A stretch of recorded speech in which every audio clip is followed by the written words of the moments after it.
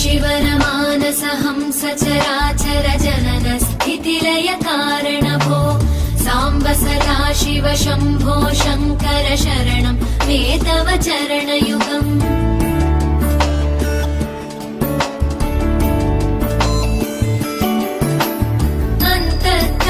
विशुद्धिं भक्तिं च त्वयि सतीं प्रदेहि विभो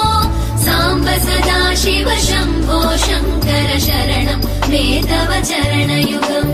करुणावरुणालय मयि दास उदासस्तवोचितो न हि भो